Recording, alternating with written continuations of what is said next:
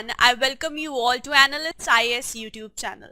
आज का जो वीडियो है, it is about a very prominent Western political thinker. In fact, he is the first one enlisted in our syllabus of PSIR under Western political thinkers. There's no suspense about him. Yes, he is Plato. And this video is not just relevant for PSIR people. ये video सब aspirants के लिए है. Why? Because everyone has to come across Plato at least once. And today we are going to discuss very journal information, or rather I would say very useful information about Plato in this video. At least एक बार सभी को meet and greet करनी ही पड़ती है प्लेटो के साथ. At least for GS paper 4 they have to look at him and study about him, right? So this is going to be an interesting video for all the aspirants. So the question is, who is Plato? कौन थे प्लेटो? आप कितना जानते हैं और क्या जानते हैं प्लेटो के बारे में? उनके आइडियाज को जानते हैं और उनके आइडियाज के अलावा क्या जानते हैं? उनकी पर्सनल लाइफ के बारे में, क्योंकि वो एक फिलोसोफर थे, सो इट इज डेफिनेट कि उनके जो आइडियाज हैं, जो उनके थॉट्स हैं, जो भी उनका वर्क है, it was inspired from his life experiences, what all was happening around him and how he interpreted it with the help of the knowledge that he gained in his lifetime, right? So let's get started and let's try to know about Plato a little. Here he was born around 427 BC. Some people also vouch for 428 BC, but an undebated year is not yet confirmed for Plato's birth. He was born in Athens, Greece. This is the map of the Greece, and Athens has been demarcated with a star over here. And Plato could boast of royal blood in his veins because Plato's father, Ariston, was descendant from the kings of Athens and Messenia. And in fact, Plato's mother, Perictione, was also believed to have been related to 6th century Greek statesman Solon. However, a very sad incident happened when Plato was very young. बहुत छोटे थे प्लेटो जब उनके father की death हो गई. Plato's father died when Plato was very young. And what followed was that his mother remarried her uncle. So it did impact Plato a lot. Plato's father died when he was very young, and his mother remarried her uncle Paralampas. The uncle's name was Paralampas, and he was a Greek politician and an ambassador to Persia. And Plato is believed to have 2 full brothers, as in his siblings, and a sister as well, and a half brother too. But Plato का क्या position था इस sequence में? प्लेटो किससे बड़े किससे छोटे थे, ये बिल्कुल भी डिटरमाइन नहीं है. एंड देयर आफ्टर आपको पता ही होगा कि Plato was the founder of the Academy in Athens. The Academy was the first institution of higher learning in the whole western world. And we know that Plato did work a lot in education. He propagated and propounded his own ideas, and very unique ones, with regards to education. He was also a student, a very keen student, a devoted disciple of Socrates, and he was a teacher to Aristotle. So these were 2 very significant people in Plato's life. And 2 turning events in his life was the death of Socrates, and the other one was the Peloponnesian Peloponnesian War between Sparta and Athens, which the Athens lost, which also impacted Plato a lot. And apart from that, his family life, when his father died and his mother remarried, this event has also impacted Plato a lot, which went on to get reflected and which is believed to be one prominent reason behind a very controversial thought of Plato, right? You must have guessed it already, but we will be talking about it in the later part of the video. Now, if you want to look at Sparta, here it is in Greece itself. Let me take you back to Greece's map and look at this area. This area has been zoomed up and here shows up Sparta, and this in orange is Athens here. Now, and these are, by the way, the images of Aristotle and Socrates. This is Socrates and this is Aristotle. In the beginning with the slide, who is Plato? You saw Plato. I hope you can relate, right? So after the death of Socrates, Plato actually started traveling. He traveled and traveled for 12 years, and throughout his travel he learned a lot. He was traveling in the Mediterranean region. So where is Mediterranean region? You know, there is a Mediterranean Sea within the Eurasian, right? And hence every region surrounding the sea is called Mediterranean region. Even Greece here forms part of Mediterranean region itself. So Plato went on a journey, a travel around the Mediterranean region, and he learned a lot while traveling. He was studying mathematics with the Pythagoreans in the Italy, and geometry, geology and astronomy in Egypt, as well as religion he studied in Egypt. Now, Plato's life can be divided into 3 phases, and this division takes place after Socrates was dead. Till that time, Plato was only being a disciple to Socrates. Here, Plato's life can be divided into 3 phases. First, for discussed 12 years, these when he was traveling, he also propagated Socrates' ideas. So he talked about, like, he was taking knowledge from people around the Mediterranean region.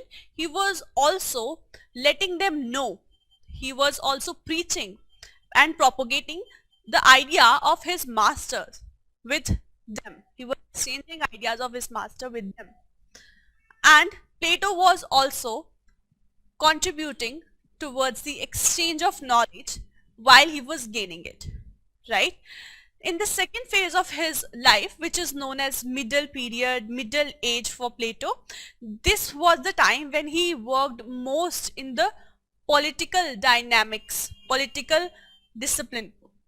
He talked about justice, courage, wisdom, and moderation of individual and society. In fact, his very famous work, the book The Republic, was written during this period itself. And Republic had exploration of just government ruled by philosopher kings talked about. And in the third phase, the later phase of Plato's life, also known as the late period of Plato's life, he explored the role of art, including dance, music and drama, and architecture, as well as ethics and morality started in the later phase of his life.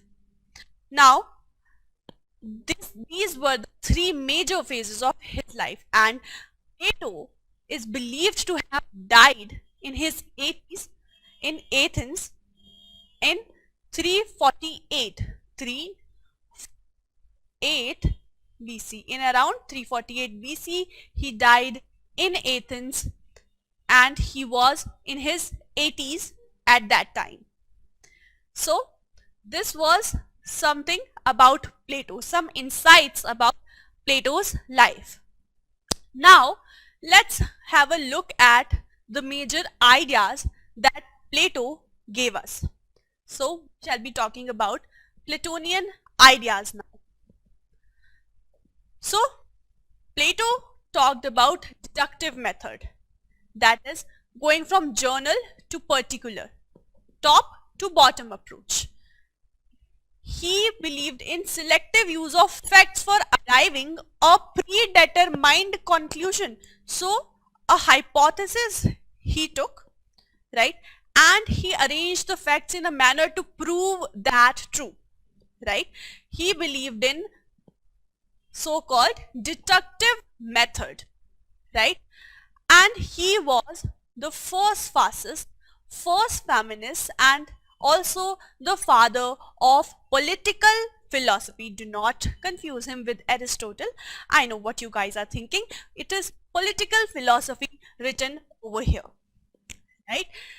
So why he is being called the first fascist, first feminist? We shall be developing on all these ideas, all these thoughts of Plato or concerned with Plato in the later sessions that will be following up, and this is just a warm-up one for you, right?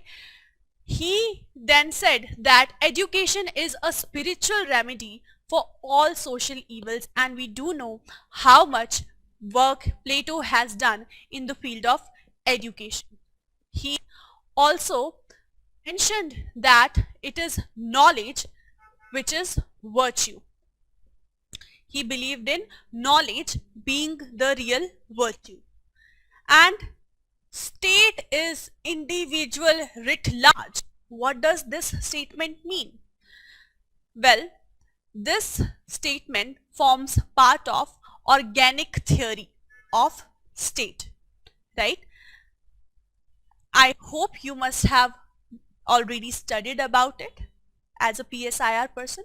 If not, just stay tuned with us. We will come up with brief discussions on each one of these thoughts soon.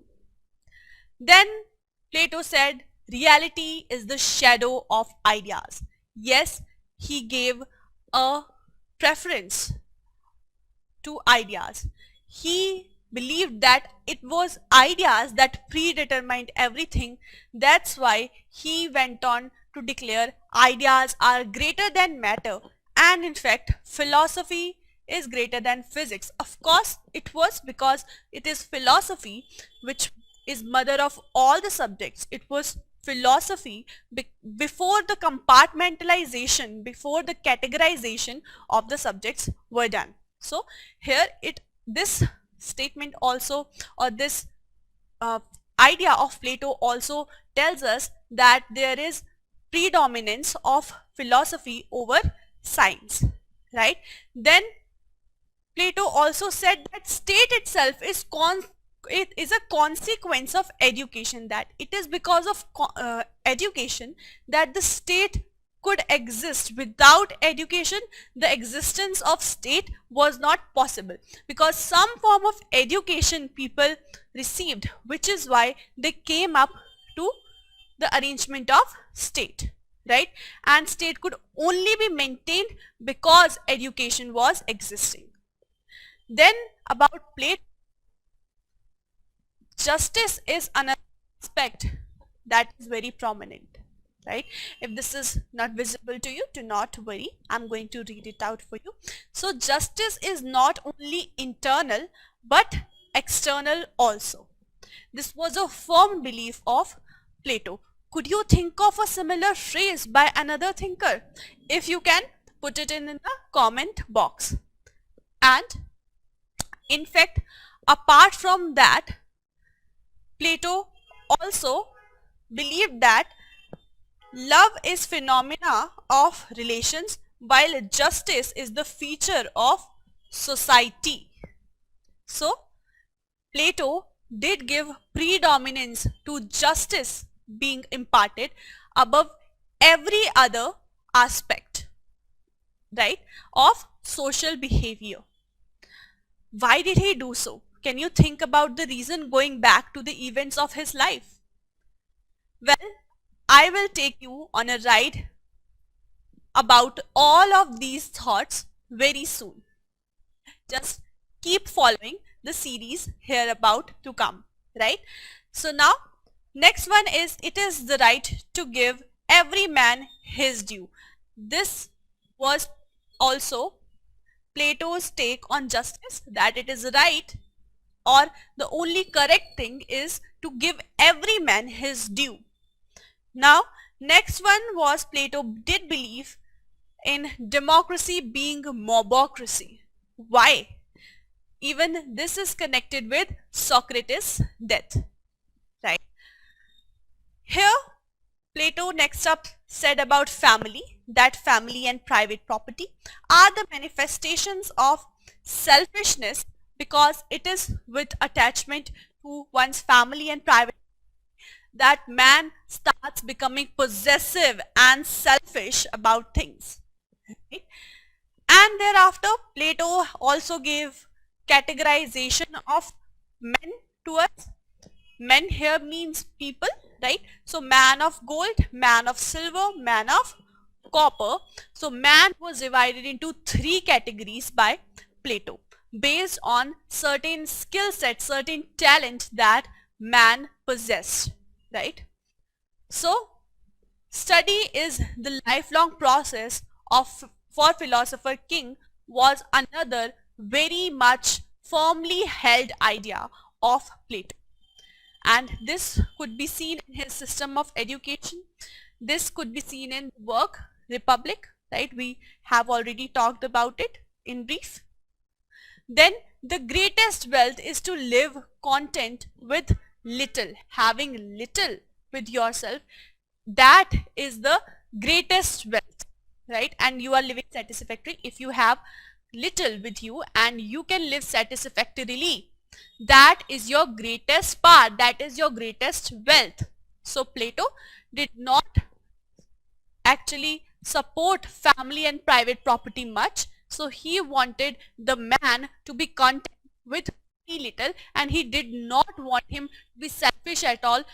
This is why he targeted family and private property, right, where the whole ball game of becoming selfish starts, where it all begins. So he did not want any kind of selfishness in the nature of man. And then no law is mightier than knowledge was also a belief of Plato, which is why he was vouching for philosopher king, and rather than a written constitution or a state, and a constitution for state or laws written for state. Other than these things, in fact apart from these things, instead of this, he was vouching for a philosopher king, because knowledge, he believed, was greater than law. In fact, no law was greater than knowledge. So these were the prominent ideas of Plato. We shall be discussing the major ones we shall be having a brief discussion on the major ones in the upcoming videos. Till then, please stay tuned with Analyst Ias. This is it for today. I shall see you again very soon with a follow-up in this sequence, right? Thank you so much for joining in.